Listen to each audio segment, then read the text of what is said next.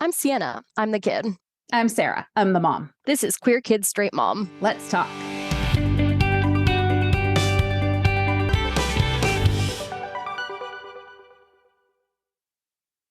Welcome back to Queer Kids Straight Mom. Today we're talking about the history of drag. We'll start by defining what drag means, which, like so much else around this topic, is not simple because a lot of different people define it in different ways. National Center for Transgender Equality defines drag as a type of entertainment where people dress up and perform, often in highly stylized ways. Encyclopedia Britannica says it often seeks to undo gender norms through doing or dressing the part of the opposite sex. Some historians consider all cross-dressing as drag, which would include men dressing as women in Elizabethan-era theater, vaudeville performers, and comedians on variety shows. Historian Kathleen Casey, author of Race and Gender Benders in American Vaudeville, doesn't think there will ever be a stable meaning of drag.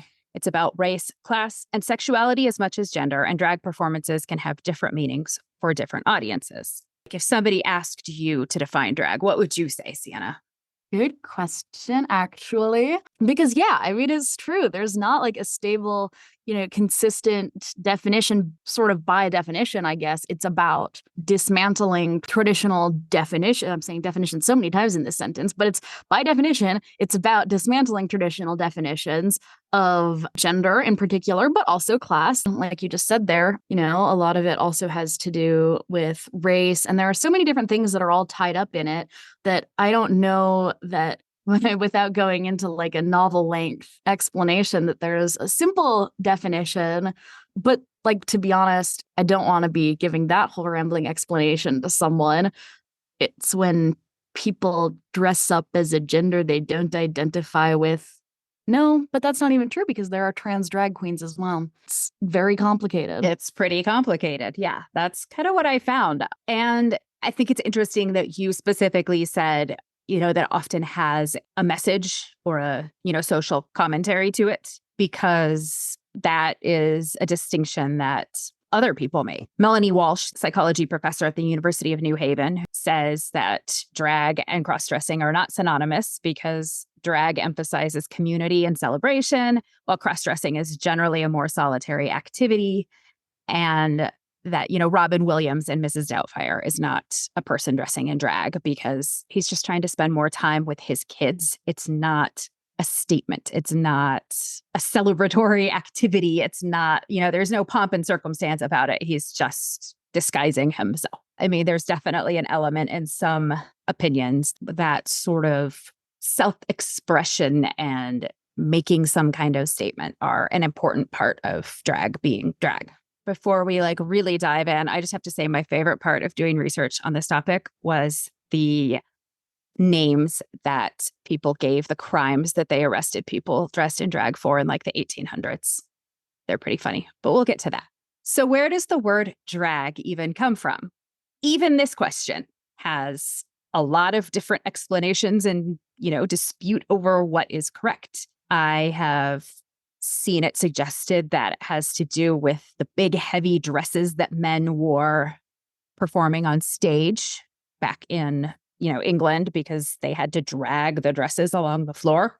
There is a man that we'll get to, William Dorsey Swan, who threw balls called drags, which they think might come from the term grand rag, which is an antiquated term for masquerade balls. That's a theory out there. You have heard something else you told me where it's an acronym.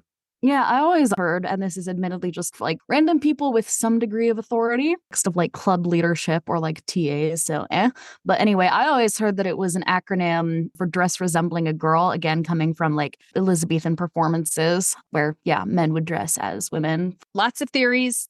Nobody knows for sure. Could be any of those, could be all of them. So like you just said, women were not allowed to perform in Shakespearean times, even going back to ancient Greece. Men played women's roles in their theatrical productions because women weren't allowed to do that. Women were first allowed on the English stage in the 1660s, One of the first female playwrights, Aphra Behn, created several male roles that were meant to be played by women.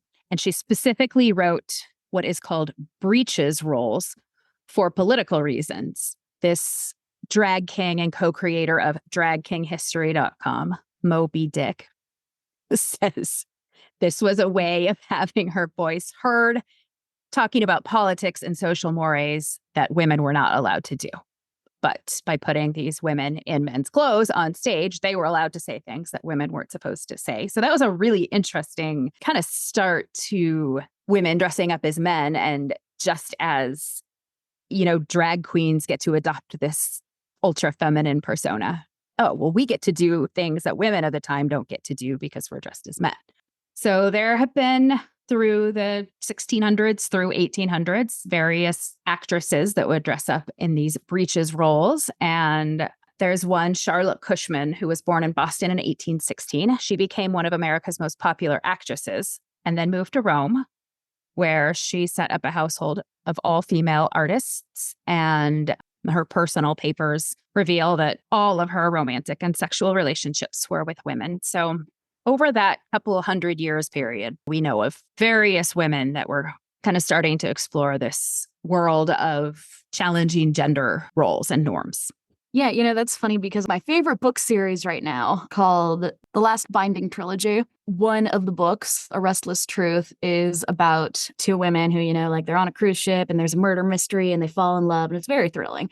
But one of those two characters is an actress who was working in New York, I think. They have a whole conversation about her playing like breeches roles. Anyway, that was like the first thing I'd seen about that. Quite interesting. Huh.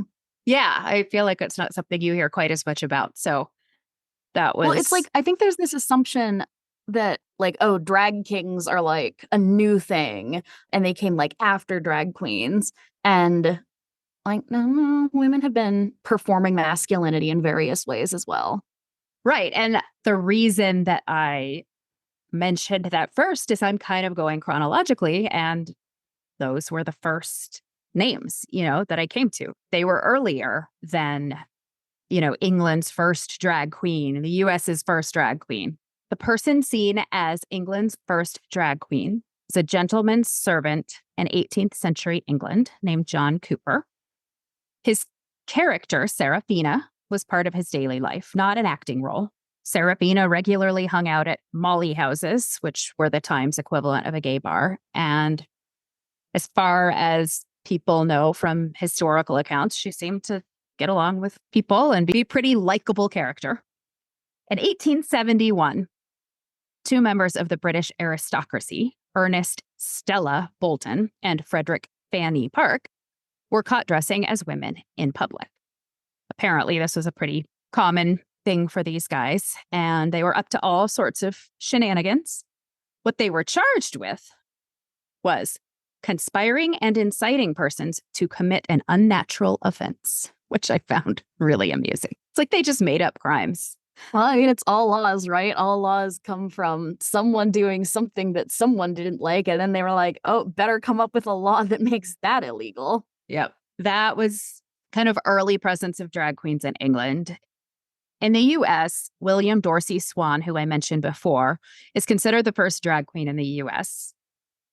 He was a formerly enslaved man who hosted drags in the 1880s, these private balls, and one of them was raided by police who encountered men dressed in elegant female attire. They were arrested and charged with being suspicious characters. They're just like, that's kind of sus. Yeah. In today's language, the crime of being sus. Like, imagine if that's what someone was charged with today, was just crime being sus. Yeah.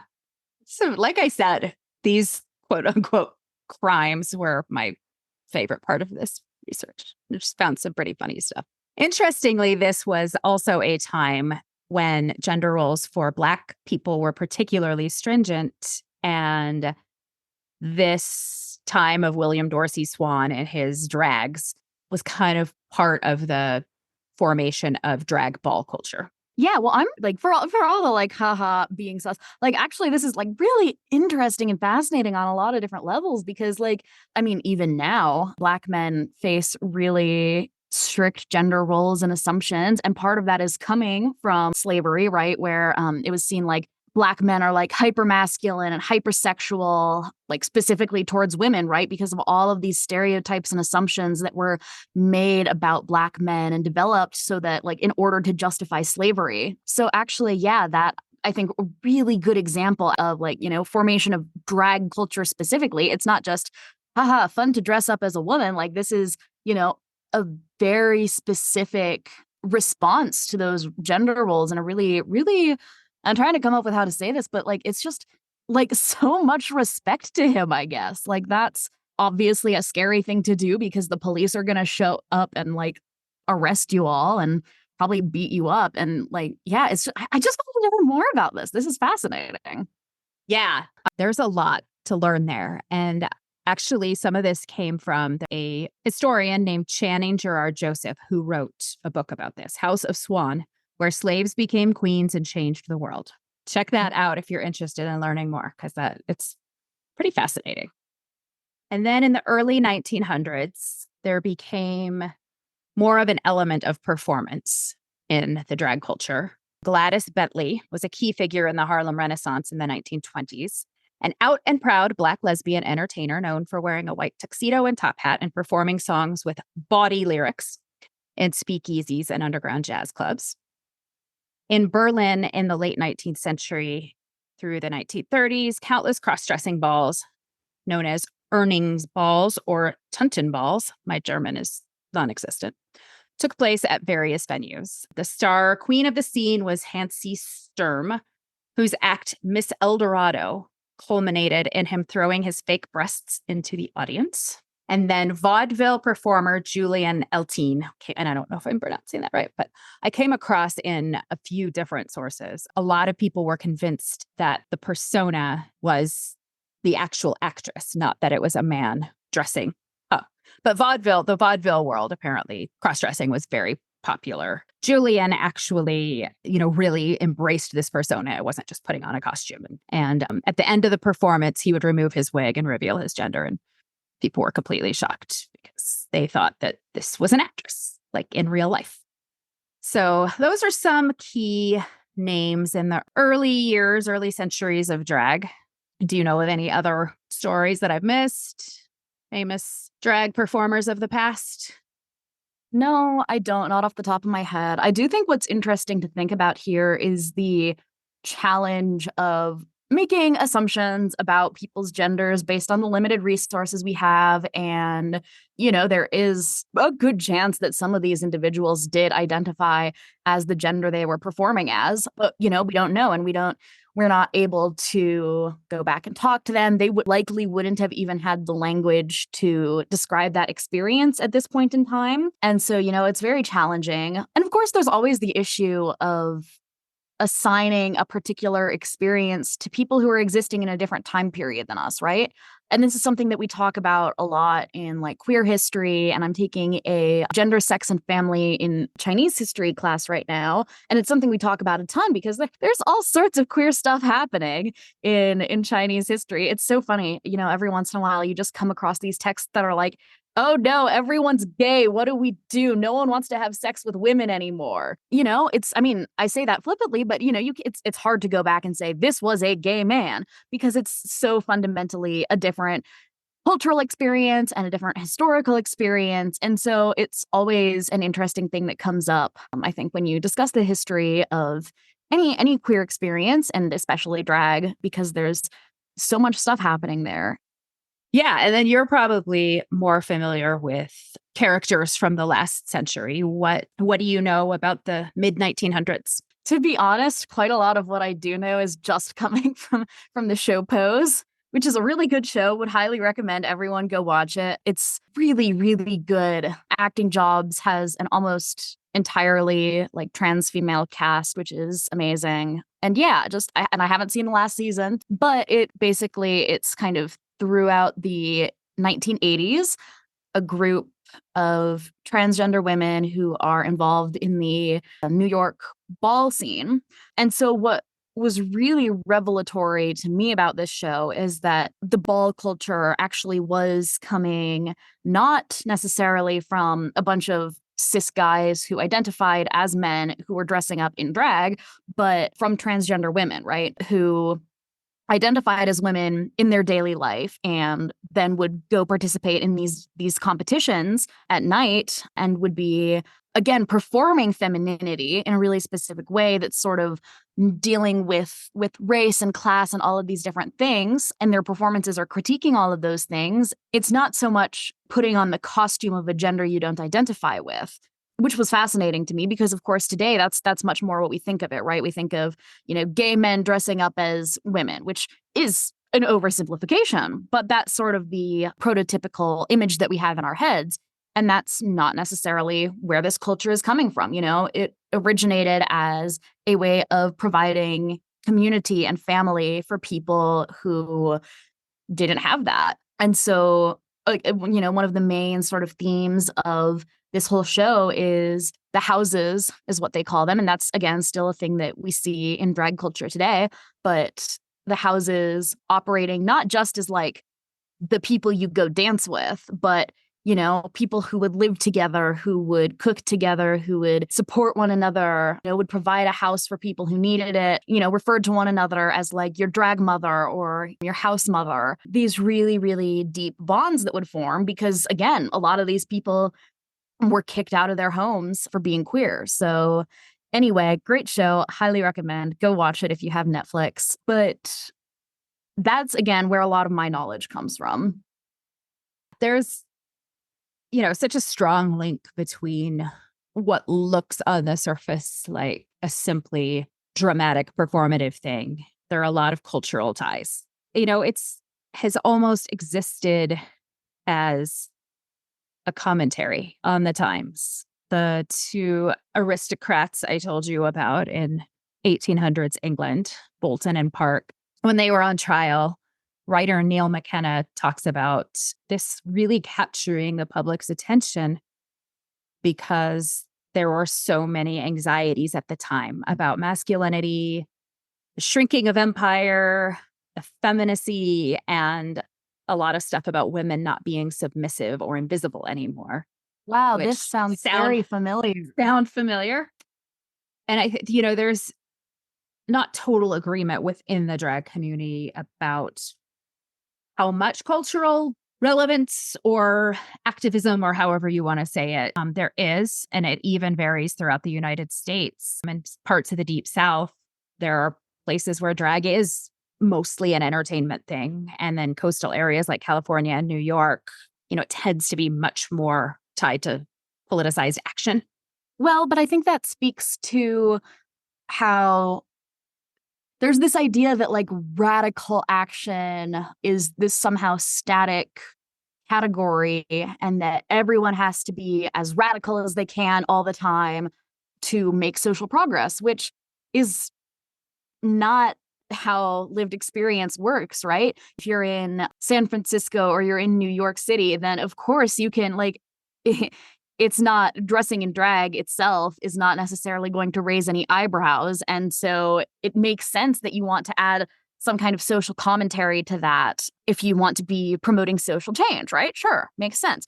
Yeah. If you are in the Deep South, if you're in Montana, so if you're in Utah, dressing in drag is radical for a lot of people. Just this simple act of saying, you can't assign a certain way of performing gender to me. I'm going to perform gender however I want to, is a radical action for a lot of people. And I think this is something I've talked about before, but it's frustrating to see this idea that like, oh, you have to do X, Y, and Z to be like a radical queer, when that idea is just, it's radical is constructed by a cultural historical context, right? What's radical today would have been probably unthinkable for a lot of people, 100 years ago. And what's commonplace today would have been radical 100 years ago. And so it's not this fixed category. It's very much defined by how, like, the context that we exist in. And so, yeah, I mean, I think it makes a ton of sense that how drag functions would change based on social context. A writer named Matt Cain was talking about representation in film and musicals and stuff like that. And, mentioned 1990s films like The Birdcage and Priscilla, Queen of the Desert, the musical Kinky Boots, the show Pose. And you can argue about this in relation to that if you want. But what he says about those is that drag in these examples is predominantly used as fun window dressing for stories about the gay experience and its clashes with straight culture, or merely as a comedic device. But drag can be so much more. Its transformative power presents writers with a unique opportunity on the level of both plot and characterization. I haven't seen Pose. I can see it with The Birdcage and Priscilla, Queen of the Desert. Right. I've seen Birdcage. I haven't seen Priscilla, Queen of the Desert. Absolutely with Birdcage, right? It's a joke. It's a visual gag. That makes it sound like this person has not watched Pose, though. Because again, it's not, the performance in that, it's not even exactly what we would consider drag today.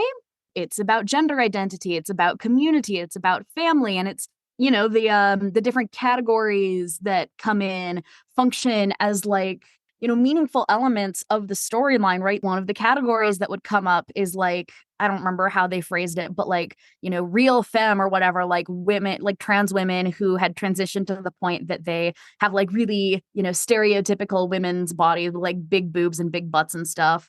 And it results in one of the characters who's disappointed with how her physical transition has been going, getting, I think, like implants or something like that, injections that are supposed to make her body develop further, but end up, making her really sick. And it's not just like a set sprinkling or something. It's very much baked into the show, and it's very much, I don't know. I'm like, my dude, have you seen the show? Difference of opinion on Pose. And I haven't seen Pose yet. So I'm really interested now to weigh in on this conversation. But yeah, I think it's really easy for people to kind of interpret drag simply as something for humorous effect and miss a lot of the cultural relevance. Well, and I think where it can become really problematic also is that when you treat it as this gag, like, or a plot device, you mentioned Mrs. Doubtfire earlier, or even in The Birdcage to an extent, where it's like a man disguising himself as a woman to achieve an agenda. Like, that then does become very problematic when it comes to the lived experience of transgender women, right? Because it plays into this narrative that actually, when someone dresses as a woman, it's so that they can get something they want. It has nothing to do with their internal lived experience, and it has everything to do with external incentives. And that is an argument that I have seen about drag, that it promotes the narrative that identity is something that you can take on and off, which I disagree with, because of course there are trans drag queens and there are people who use drag as a way of, commenting on gender roles. There are people who do explore their identity and their more feminine and masculine sides through drag. It's not just about, again, like we've been talking about this entire episode, it's not just about like some kind of joke about, haha, look how feminine, silly women are. But that is a concern. And I think when it is treated carelessly in media, especially, it can definitely be really damaging, especially to transgender women. Yeah. Davina De Campo, who was runner-up on the first season of RuPaul's Drag Race UK, says is because drag is a victim of cultural snobbery. Drag can work on a deeper level, challenging expectations, social constructs, gender norms, and identities. That's what my drag is about, doing and being what you want rather than what we've been conditioned to do and be. That makes the world too complicated for some people to even contemplate, so they dismiss and deride it. So that's a take. I don't want to have to think about that stuff. So I'm just going to see the humor in this and, leave it at that. Moby Dick defines drag king culture as being about usurping male power and privilege, and says this is why a lot of people find it unsettling. Drag kings are generally not as popular as drag queens because it's still sort of seen that like men dressing as women is funny and women dressing as men is threatening. That, oh, ha ha, a guy in a woman's dress, because it's making him, in these people's opinion, look weaker, right? Silly, frivolous. Whereas the idea of a woman taking on men's roles, much more terrifying for the patriarchy. Yeah, well, it's really interesting because, of course, we see the sort of flip side in that when it comes to like violent crime directed at queer people, like, um, queer men, drag queens, and trans women tend to be much more the victim of that. I suppose when it comes to drag, it's it's a little bit like when Zoe, my friend, and I were at a pro basketball game recently. Zoe was really offended by this dance competition, like, where it's like they show the dancer on the cam and then it's like everyone cheers and then whoever gets the loudest cheers gets money or whatever. But she was so offended because she was like, well, a man is always going to win that because men dancing and men like making a fool of themselves is seen as funny, whereas women doing it is just like, that's what women do. And so I wonder if it's also about like the perceived entertainment value. And so when it translates over into real life, men behaving or assumed men behaving in these subversive ways is seen as much more threatening because, oh no, that means my masculinity could be taken away. But when it comes to performance, men performing womanhood is not only seen as haha entertaining because they're making a fool of themselves and sacrificing their masculinity on the altar of entertainment, but it's making fun of women, right? That's how misogynists would view it because all of these things that drag queens are embracing, fashion and beauty and glitter and glamour, all of those things to a misogynist are like everything that's wrong with womanhood and everything that makes women inferior. And so for that to be embraced in a sort of performative context is humorous. Whereas if women embrace masculinity in a performative context, that's not entertaining. They're making fun of us now. What? Because it's subverting gender tropes in a different way, I think. And I do think that functions differently in a performative context versus a this is my daily lived experience context, which again can overlap. But when it comes to just drag queens versus drag kings, how are they perceived? I think that might be the distinction there. It's also possible that women are just more interesting and entertaining. Just throw that out there. It's so interesting how all of this is such a commentary on society and gender roles and perceptions and all of that stuff. So, crossover into popular society did not start with RuPaul's Drag Race. There have been various times throughout history that, drag has kind of flirted with becoming sort of mainstream. There was an 1870 article in the Times suggesting that in another year or two, drag might have become quite an institution. In 1929, a musical comedy film called Splinters, which told the true story of a touring drag troupe called Le Rouge et Noir, was so successful it spawned two sequels. Gilbert Oakley, who wrote his book, Sex Change and Dress Deviation, in 1970, said, in Great Britain today, female impersonators are enjoying a vogue unparalleled since the introduction into music hall and pantomime of the comic dame. There has been a place for the entertainment element of drag for quite some time. I'm interested in the path that its cultural commentary was taking at the same time.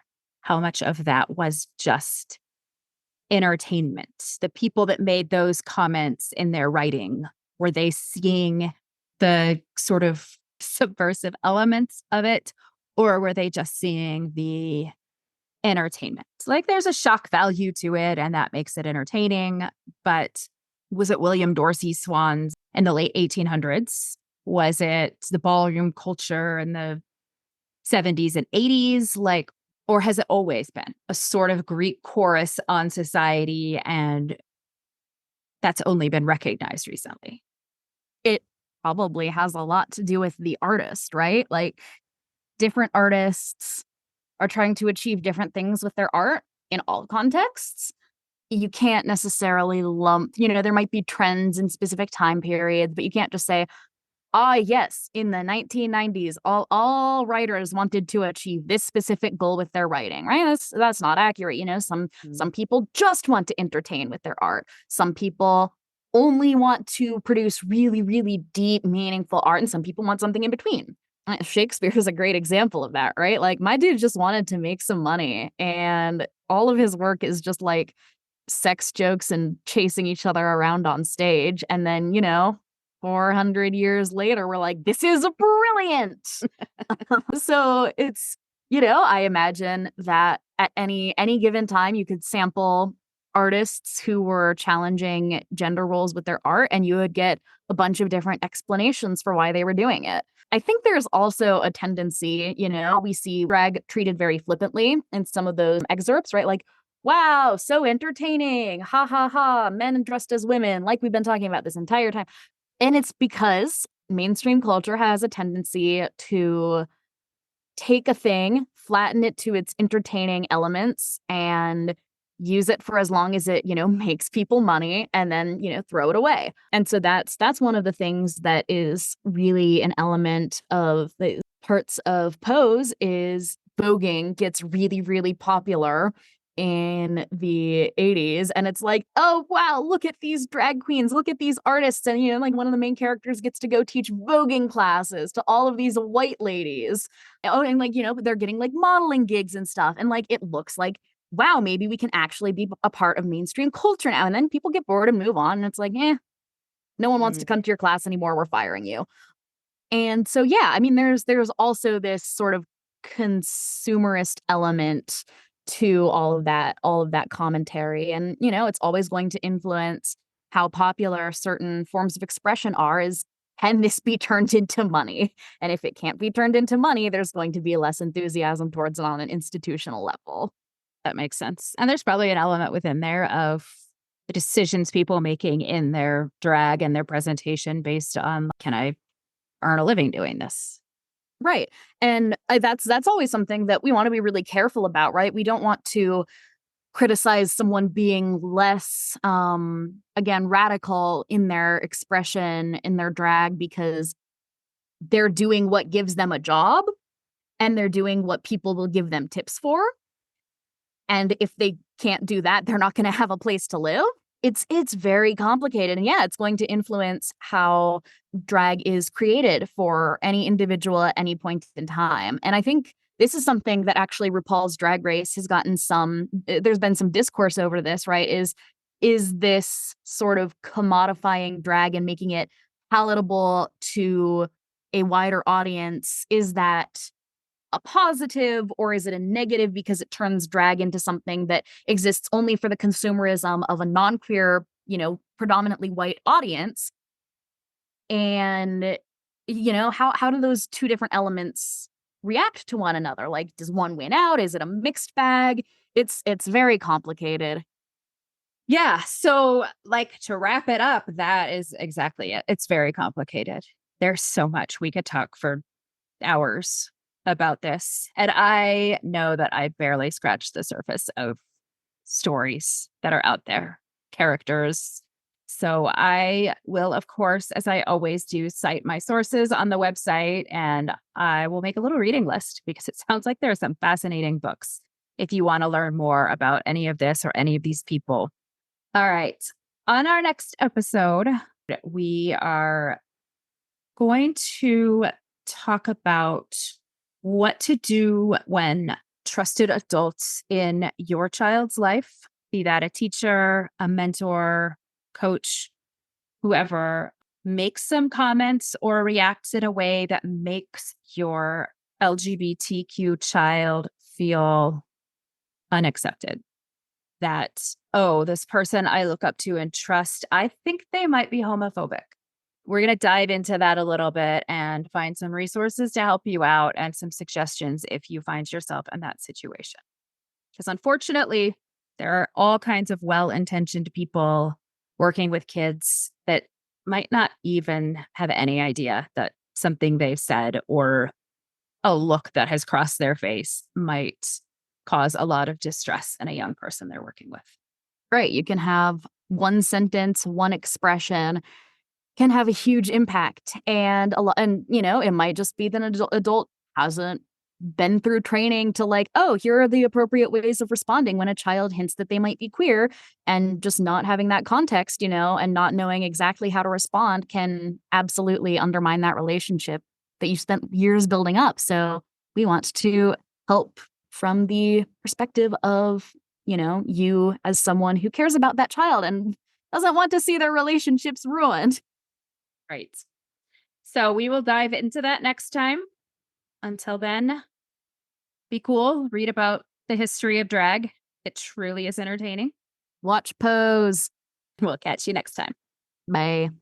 If you found this podcast helpful, interesting, or just mildly amusing, please consider rating and reviewing us on your podcasting platform of choice. It really helps us to get the word out there and spread this information as far as we can. And as always, check out our website at queerkidsstraightmom.com or visit us on Facebook, Queer Kid Straight Mom, Instagram at queerkid.straightmom, or Twitter at queerkidstr, the number 8, mom. And if you're feeling especially generous, please consider joining our Patreon by searching Queer Kids Straight Mom. It helps us fund this podcast.